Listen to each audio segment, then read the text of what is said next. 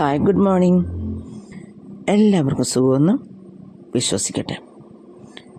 എല്ലാവർക്കും ഒരു സുന്ദരമായ ദിനം ആശംസിച്ചുകൊണ്ട്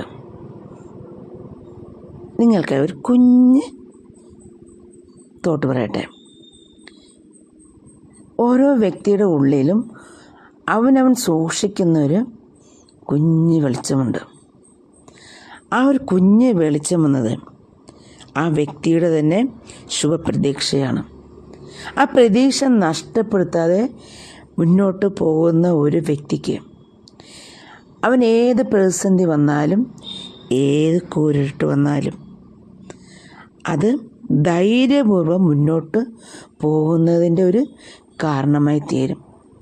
കാരണം എന്തിനും ഏതിനും ഒരു പ്രതീക്ഷ ഉള്ളതും എല്ലാം ഒരു ശുഭപ്രതീക്ഷയിൽ തുടങ്ങുന്നതും തൻ്റെ ആത്മവിശ്വാസം കെടുത്തിക്കളയുന്ന ഒന്നിലും താൻ പോയി അകപ്പെടാതിരിക്കാനും തൻ്റെ ചിന്തകളെപ്പോലും അത്തരത്തിലേക്ക് മാറ്റാതിരിക്കാൻ ഓരോ വ്യക്തിയും ശ്രദ്ധിക്കുന്ന ഇടത്താണ് അവൻ്റെ വിജയം തുടങ്ങുന്നത്.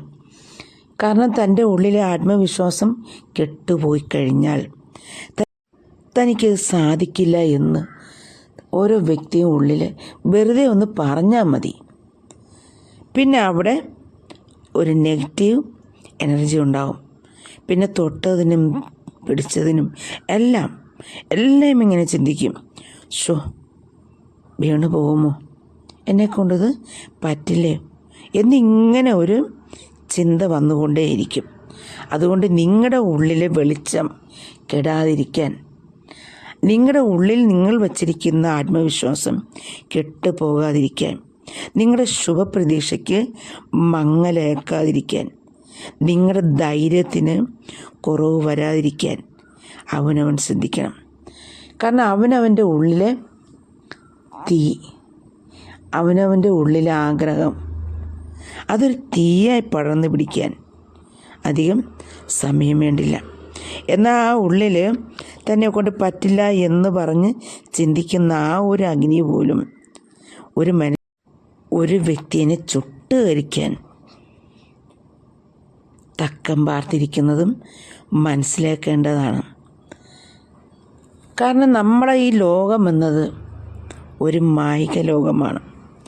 നമ്മൾ പ്രതീക്ഷിക്കുന്നതും കാണുന്നതും കേൾക്കുന്നതും അല്ല സത്യങ്ങൾ. യാഥാർത്ഥ്യങ്ങൾ വളരെയധികം വിചിത്രമായിരിക്കും.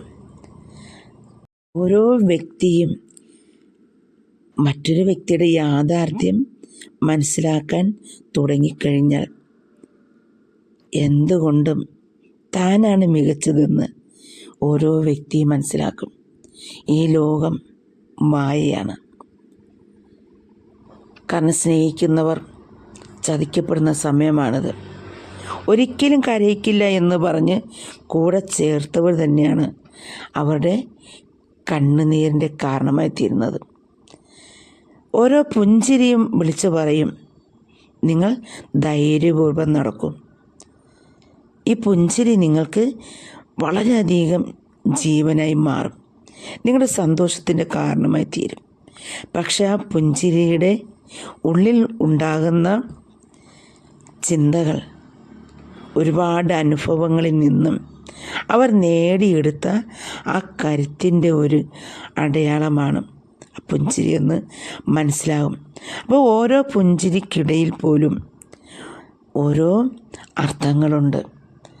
കാരണം നഷ്ടപ്പെടുമെന്ന് കരുതി കൂടുതൽ ചേർത്ത് പിടിച്ച് നഷ്ടപ്പെടുത്താതിരിക്കാനായിട്ട് ശ്രമിക്കുന്നത് എന്തോ അതാണ് നിങ്ങളിൽ നിന്നും ആദ്യമേ നഷ്ടപ്പെട്ടത്. കാരണം അവർ നിങ്ങൾ കൂടെയുണ്ട്, നിങ്ങൾക്കൊപ്പം ഉണ്ടെന്ന് നിങ്ങളെ തെറ്റിദ്ധരിപ്പിക്കുന്നു. ഒരു സന്ദർഭം വരുമ്പോൾ ആദ്യം അവിടെ തന്നെ ആയിരിക്കും ഒരു പ്രഹരം വീഴുന്നത്. എന്നാൽ ഓരോ വ്യക്തിയും ആരുടെ കാര്യങ്ങൾക്കും അമിതമായിട്ട് ചിന്തിക്കുകയോ അമിതമായിട്ട് മറ്റൊരു വ്യക്തിയെ കെയർ ചെയ്യാനോ പോകേണ്ട ആവശ്യമില്ല. കാരണം ഭാര്യ ഭർത്തൃ ബന്ധത്തിലാണ് ആ ഒരു കെയറിങ്ങിൻ്റെ ആവശ്യം നിൽക്കുന്നത്. അല്ലാതെ കാണുന്ന എല്ലാ ബന്ധങ്ങൾക്കും, എല്ലാ മനുഷ്യ മനസ്സുകൾക്കും ഒരു അതിർവരമ്പുണ്ട്. ഒന്നും നമുക്ക് സ്വന്തമല്ല. ഇപ്പോൾ കാണുന്ന ഈ ഒരു ലൈഫ് പോലും നമ്മളിൽ നിന്നും വളരെ വേദനകൾ സമ്മാനിക്കാനും നമ്മൾക്ക് കിട്ടാനുമുള്ളതാണ്.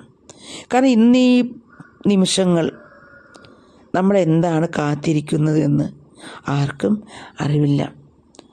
അതുകൊണ്ട് തന്നെ സന്തോഷവും ദുഃഖവും സ്ഥായിയായി ഉള്ള ഒരു ജന്മമാണ് മനുഷ്യജന്മത്തിനുള്ളത്. ഇപ്പോൾ സന്തോഷിക്കുന്നു എങ്കിൽ ഇനി ദീർഘകാലം ഈ സന്തോഷം നിലനിൽക്കും എന്ന് ചിന്തിക്കാൻ പറ്റില്ല. നമുക്ക് മറ്റൊരു വ്യക്തിയിൽ നിന്നും ഒരു ദുഃഖവും വന്നില്ല.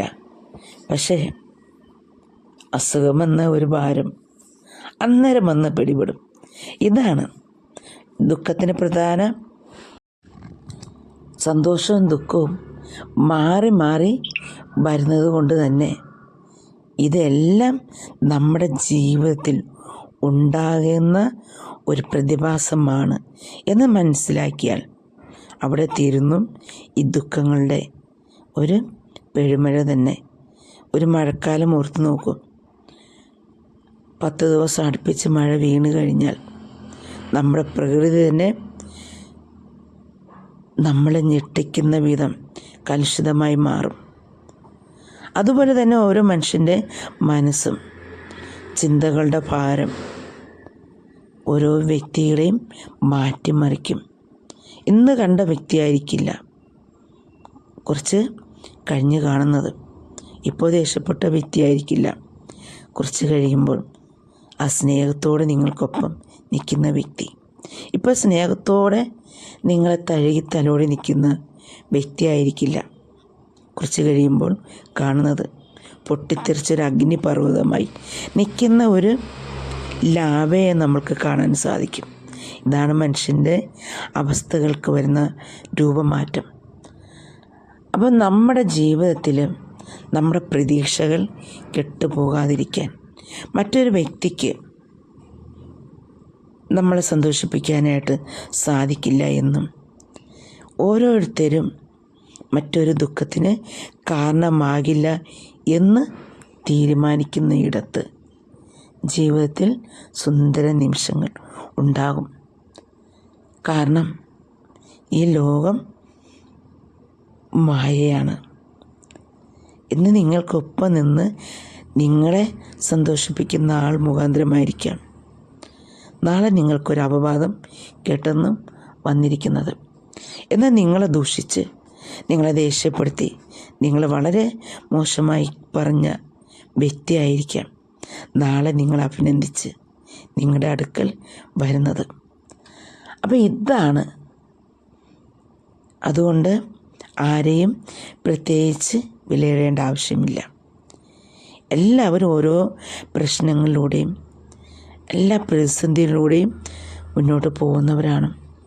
ആ സമയത്ത് ഓരോ മൂഡ് എങ്ങനെയാണോ അതിനനുസരിച്ചാണ് അവിടുത്തെ കാര്യങ്ങളെല്ലാം മുന്നോട്ട് നീങ്ങുന്നത്. അതുകൊണ്ട് സന്തോഷകരമായ സുന്ദരമായ ഒരു ദിനം സ്വയം ഉണ്ടാക്കാനും ഇപ്പോൾ വന്ന ദുഃഖങ്ങൾ ഇത് സ്ഥായിയല്ല എന്നൊരു ഉറച്ച വിശ്വാസം നിങ്ങളുടെ ഹൃദയത്തിൽ കൊടുക്കാനും പെട്ടെന്ന് ചാടിപ്രതികരിക്കുന്ന സ്വഭാവം മാറ്റി എല്ലാം ശാന്തമായ മനസ്സോടുകൂടി ചെയ്യാൻ നിങ്ങൾക്ക് സാധിക്കട്ടെ. ഓർക്കുക ഫ്രണ്ട്സ്, നമുക്ക് ഏറ്റവും അടുത്തറിയാവുന്ന ഒരാളിൽ പോലും നമുക്ക് പരിചിതമില്ലാത്ത ഒരു മുഖമുണ്ട്. ഭാര്യ ഭർത്തൃബന്ധമായാലും മക്കളുടെ സ്വഭാവം നോക്കിയാലും എല്ലാവർക്കും അത് മനസ്സിലാവും. നമ്മൾ വളർത്തുന്നു, നമ്മൾ നോക്കി എല്ലാ കാര്യങ്ങളും ഒരു കുറവുമില്ലാതെ തന്നെ പരിപാലിച്ച് കൊണ്ടുപോകുന്ന മക്കളുടെ ഇടയിൽ പോലും നമ്മളറിയാത്ത മറ്റൊരു മുഖമുണ്ട്. കാരണം ഇന്ന് കാണുന്ന ഓപ്പറേഷൻ തൂഫാൻ അത് ഓരോ മാതാപിതാക്കളുടെയും നെഞ്ചിലെ നീറ്റലാണ്. നാളെ നമ്മുടെ മക്കൾ ഇതിൽ കാണുമോ? അവരും ഇത്തരം പ്രവൃത്തികളിൽ ഏർപ്പെടുന്നുണ്ടോ എന്ന് ചിന്തിക്കുന്നതാണ് ഭൂരിപക്ഷം മാതാപിതാക്കളും. അതുകൊണ്ടാണ് നമുക്ക് ആരുടെയും സ്വഭാവം കണ്ട് ആരെയും വിലയിരുത്താൻ പറ്റാത്തത്. എന്നാൽ എൻ്റെ ഫ്രണ്ട്സ്, ഞാൻ നിങ്ങളോടൊരു കാര്യം പറയട്ടെ. സന്തോഷത്തിൻ്റെ സംഘർഷങ്ങൾ, ദുഃഖത്തിൻ്റെ നൊമ്പരങ്ങൾ വിളിച്ചു പറയുന്ന പ്രധാനമായ ഒരു കാരണമുണ്ട്. എപ്പോഴും സന്തോഷമുള്ളൊരു വ്യക്തി ഒരാളെ കാണുമ്പോൾ പറയും, നീ ആ വഴി പോകരുത്, അത് ചെയ്താൽ അത് തെറ്റായിരിക്കും. കാരണം അവനവൻ കടന്നു വന്ന ആ വഴികൾ, താണ്ടിയ ദുരിതങ്ങൾ, എടുത്തു ചാടിപ്പോയ അഗ്നികുണ്ഡങ്ങൾ എല്ലാം നന്നായിരിക്കുമെന്ന് കരുതിയ തീഗോളങ്ങൾ, ചുട്ട് കരിച്ച ജീവിതം, ചുട്ടുകരിച്ച ചിന്തകൾ, അപ്പം ഇതെല്ലാം ഓരോരുത്തരും തൻ്റെ അനുഭവത്തിൽ നിന്നും വിളിച്ചോതും. നമ്മുടെ ബൈബിളിൽ പറയുന്നതിൽ ഞാൻ എപ്പോഴും ഹൃദയത്തിൽ പറയുന്നൊരു വാക്കാണ്, കണ്ണുള്ളവൻ കാണട്ടെ, ചെവിയുള്ളവൻ കേൾക്കട്ടെ, ബുദ്ധിയുള്ളവൻ ഗ്രഹിക്കട്ടെ. അപ്പോൾ നമ്മുടെ മുമ്പിൽ നിന്ന് നമ്മളോട് പറയുന്ന ഓരോ അനുഭവ വാചകങ്ങൾ, അതിൽ തിരിച്ചറിയാൻ ഉള്ള ജ്ഞാനം, വകതിരിവ്, വിവേകം ഓരോ വ്യക്തിയുടെ ഉള്ളിലും ഉണ്ടാകേണ്ടത് അത്യാവശ്യമാണ്. നൊമ്പരം കൊണ്ട് ഇങ്ങനെ ഇരിക്കുന്ന ഒരു വ്യക്തി പറയും, ഞാൻ അനുഭവിച്ച കഷ്ടതകൾ, ഞാൻ ചെന്ന് വീണുപോയ ദുരിതക്കയങ്ങൾ, ഞാൻ അവരിൽ നിന്നും അത് പ്രതീക്ഷിച്ചില്ല, ഞാൻ ഇത്തരം അനുഭവത്തിൽ ചെന്ന് ചാടുമെന്ന് സ്വപ്നത്തിൽ പോലും ചിന്തിച്ചിട്ടില്ല എന്ന് പറയും. അത് കേൾക്കുന്നവർ പറയും, കുത്തിക്കഴപ്പ് കാരണം പോയി ചെന്ന എല്ലാ വൃത്തികേടിലും ചാടിയിട്ട് ഒരു വ്യക്തി പറഞ്ഞത് കേൾക്കാഞ്ഞിട്ട് ഇപ്പോൾ നല്ല വെള്ള ചമയുന്നു, ഇപ്പം മറ്റുള്ളവരോട് പറയുന്നത് ചെയ്യരുതെന്ന് എന്ന് പറയുന്നതാണ് നമ്മൾ പല ആൾക്കാരും. പക്ഷെ ചെന്നുപെട്ട ഇടങ്ങളും സാഹചര്യങ്ങളും ഒരിക്കലും ആരും പ്രതീക്ഷിക്കില്ല. കാരണം ഓരോരുത്തരും ഓരോ വഴികളിലൂടെ സഞ്ചരിച്ച് പോകുമ്പോഴാണ് പല വ്യക്തികളും ജ്ഞാനികളായി മാറുന്നത്. പോയ ഇടങ്ങൾ തെറ്റായിരുന്നു എന്ന് മനസ്സിലാക്കുന്ന ഇടത്താണ് ഒരു വ്യക്തി നല്ലവനായി മാറാൻ തീരുമാനിക്കുന്നത്. ചില ആൾക്കാർ ഞാൻ നന്നായാൽ എന്ത്, വീണ്ടും ഞാൻ ആ പഴി തന്നെ കേൾക്കണം, മോശപ്പെട്ട സ്ത്രീയാണ്, അവനൊരു മോശപ്പെട്ട പുരുഷനാണ്, അവൻ്റെ ജീവിത രീതി, അവളുടെ ജീവിത രീതി വളരെ മോശമായിരുന്നു. അപ്പോൾ എത്ര നന്നായാലും അത് ചില ആൾക്കാരങ്ങനെ കമൻറ്റുകൾ ചെയ്തുകൊണ്ടേയിരിക്കും. അവരങ്ങനെയായിരുന്നു, അവനെക്കൊണ്ട് മാറാൻ കഴിയില്ല, അവളെക്കൊണ്ട് മാറാൻ കഴിയില്ല. പക്ഷെ അവനവൻ്റെ ഉള്ളിൽ അവനവൻ എടുക്കുന്ന പ്രതീക്ഷയും അവനവൻ എടുക്കുന്ന തീരുമാനങ്ങൾ ഉചിതമാക്കാനാണ് ശ്രദ്ധിക്കേണ്ടത്. അപ്പം ഓരോരുത്തരുടെ അവസ്ഥയ്ക്കനുസരിച്ചാണ് ഓരോ വ്യക്തികളും ഓരോ അനുഭവങ്ങൾ പറയുന്നത്. ചില ആൾക്കാർക്ക് കേൾക്കുമ്പോൾ എന്താണ്, ചിരി വരും, പരിഹാസം വരും, വളരെയധികം മോശമായിട്ടൊക്കെ പ്രതികരിക്കുകയും ചെയ്യും. എന്നാൽ ഒരു കാര്യം ഓർക്കൂ, ആ രണ്ടമ്മയ്ക്ക് ഭ്രാന്ത് വന്നു കഴിഞ്ഞാൽ കാണാൻ എന്തൊരു ചെയ്യലാണ്. അത് വളരെ അർത്ഥവത്തായ വരിയാണ്. കാരണം അവനവനല്ല മറ്റുള്ളവർക്ക് വരുന്നത് കാണാനും കേൾക്കാനും ആൾക്കാർക്ക് ആഗ്രഹമാണ്. അത് കേട്ട് വീണ്ടും വീണ്ടും മറ്റുള്ളവരിൽ എത്തിക്കാൻ അവർക്ക് വളരെയധികം ഇഷ്ടവുമാണ്. പക്ഷേ സ്വന്തം അനുഭവങ്ങൾ, സ്വന്തം തെറ്റുകൾ, താൻ പെട്ടുപോയ ആപത്തിൽ നിന്നും താൻ പെട്ടുപോയ ചതിയിൽ നിന്നും രക്ഷപ്പെട്ടു വന്നത് ചില ആൾക്കാർ മാത്രം അത് പറയും. ആ വഴികളിൽ പോയി കഴിഞ്ഞാൽ ആപത്ത് പതിയിരിക്കുമെന്ന്. അപ്പോൾ അതുകൊണ്ട് ചിരിയിലും കരച്ചിലും വളരെ വലിയ പാഠമാണുള്ളത്.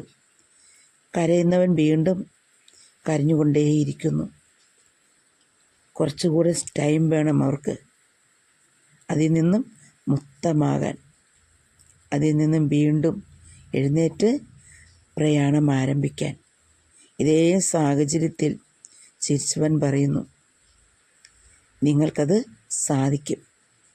നിങ്ങൾക്ക് ആ ഒരു ആപത്തിൽ നിന്നും എഴുന്നേറ്റ് ഓടാൻ, വീണ്ടും നിങ്ങൾക്ക് നല്ലൊരു ഭാവി കൈപിടിക്കാൻ, നിങ്ങൾക്ക് നിങ്ങളുടെ ജീവിതത്തിൽ വീണ്ടും സന്തോഷവും സമാധാനവും കൊണ്ടുവരാൻ നിങ്ങളെക്കൊണ്ട് സാധിക്കും. അത് നിങ്ങൾക്ക് മാത്രമേ സാധിക്കൂ എന്ന് വിളിച്ചു പറയുന്നു. കാരണം ചെന്ന് പെട്ടുപോയ സാഹചര്യങ്ങളും ഒഴുക്കിയ കണ്ണുനീരും അതിൽ നിന്നും എഴുന്നേറ്റ് പറക്കുന്നതിന് വേണ്ടിയിട്ട് പരിശ്രമിച്ച പരിശ്രമങ്ങൾ, ആ അനുഭവങ്ങൾ അവരിന്ന് കാണുന്ന വിജയത്തിലേക്ക് എത്തിപ്പെട്ടു എങ്കിൽ നമുക്ക് ഓരോ വ്യക്തികൾക്കും അവനവനെ തന്നെ സംരക്ഷിക്കാൻ സാധിക്കും. ഇന്ന് നമ്മൾ കാണുന്ന നമ്മുടെ വാർത്തകളിൽ വരുന്ന ഓരോ ന്യൂസും നമ്മുടെ വീട്ടിലില്ല എന്ന് പറയുമ്പോഴും നമ്മുടെ മക്കളെ, നമ്മുടെ ഹസ്ബൻഡ് അല്ലെങ്കിൽ വൈഫ്, മാതാപിതാക്കൾ, ഇവരെ എല്ലാവരെയും കൂടുതൽ ചേർത്ത് പിടിക്കുന്നതിനും തെറ്റുകളിൽ ചെന്ന് വീണിട്ടുണ്ടോ എന്ന് ചെക്ക് ചെയ്ത് തിരുത്തി കൊണ്ടുവരാനുമുള്ള ഒരു അവസരം കൂടിയാണ് കിട്ടുന്നത്. കാരണം ഇന്ന് ഓപ്പറേഷൻ തൂഫാൻ അത് ഓരോ നെഞ്ചിൻ്റെയും അഗ്നിയാണ്. നമ്മൾ പ്രതീക്ഷിക്കാത്ത ഇടങ്ങളിലാണ് വളരെ ചതിയിരിക്കുന്നു എന്ന് മനസ്സിലാക്കുന്നത്. അപ്പോൾ കുഞ്ഞുങ്ങളെ സംരക്ഷിക്കുക, കുടുംബത്തിൽ സമാധാനം ഉണ്ടാക്കുന്നതിന് വേണ്ടിയിട്ട് ശ്രമിക്കുക. ഇന്നത്തെ തലമുറയുടെ പോക്ക് വളരെ മോശമായ രീതിയിലാണ്.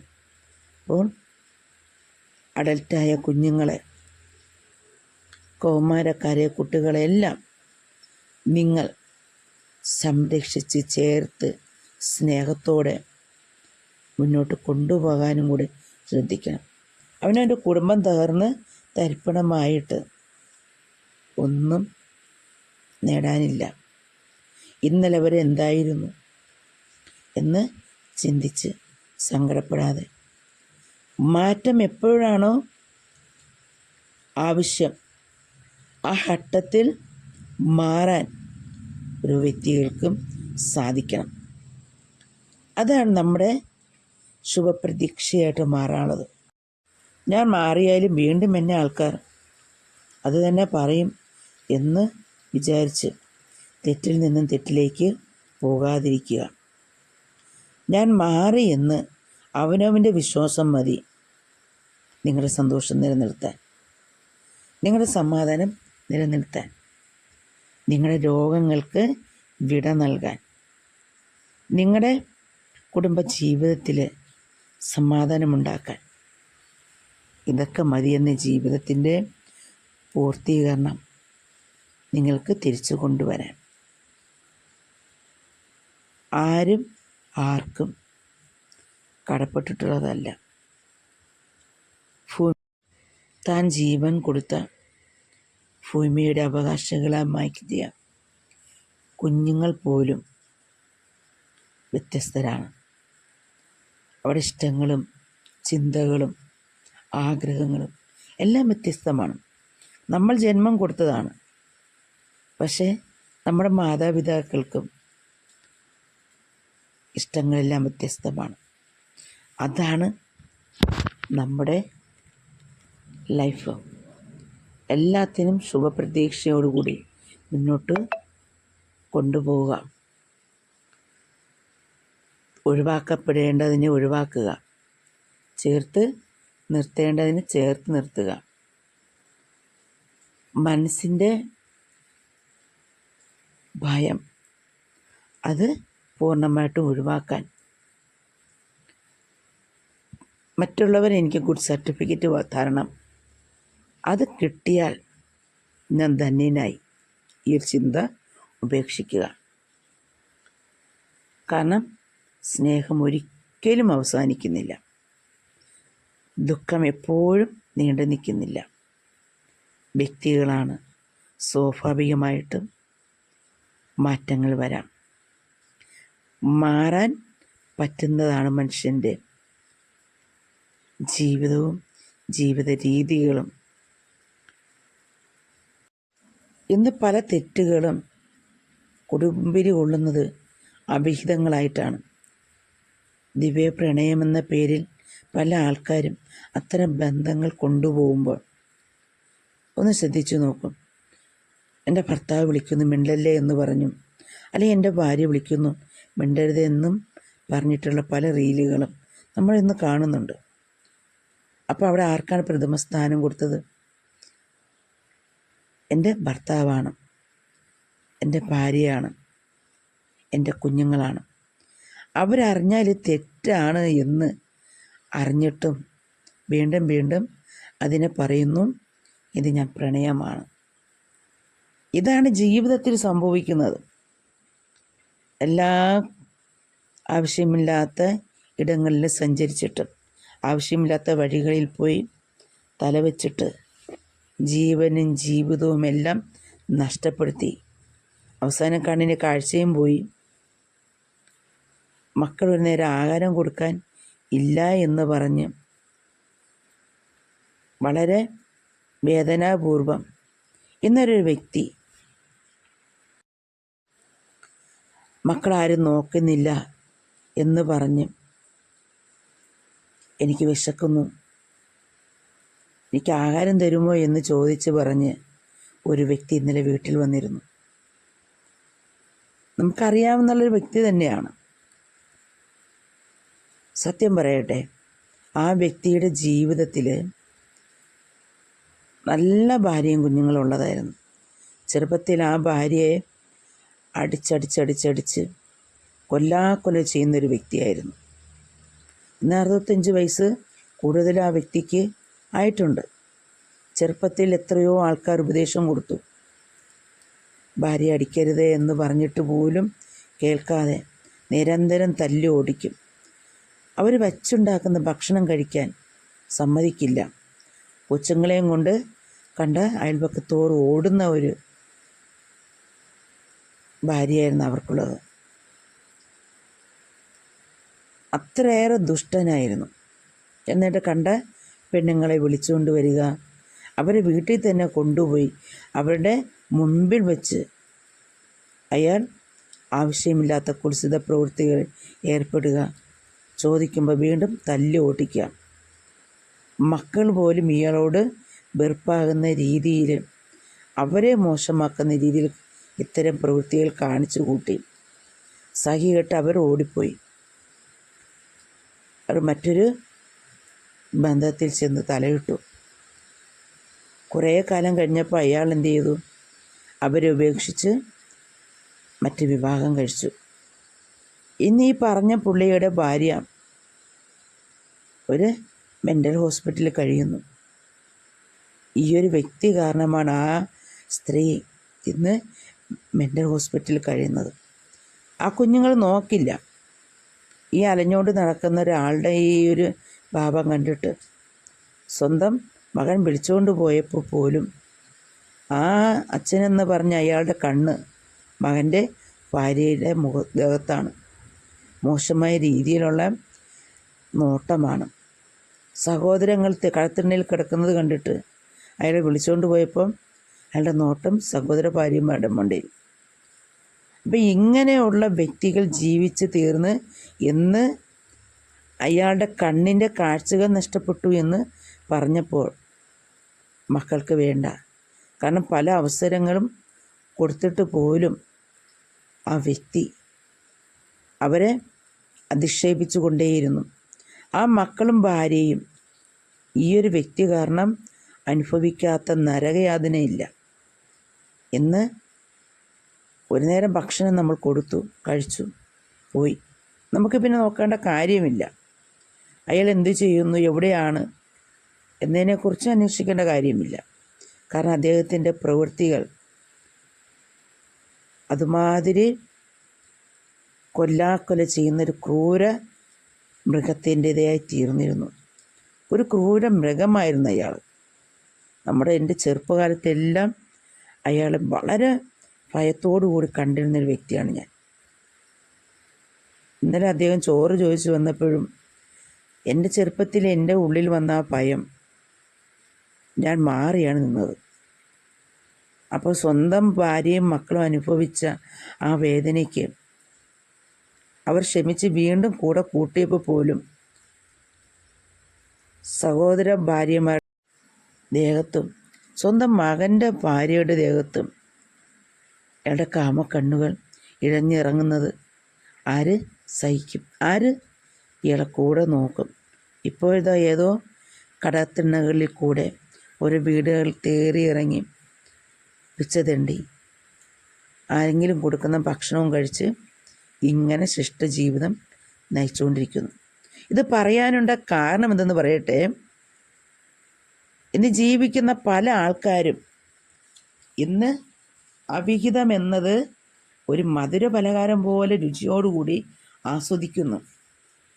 പ്രായം തന്നെയും വേട്ടയാടുമെന്നും പിന്നെ പ്രായത്തിൽ വരുന്ന അസുഖം കാരണം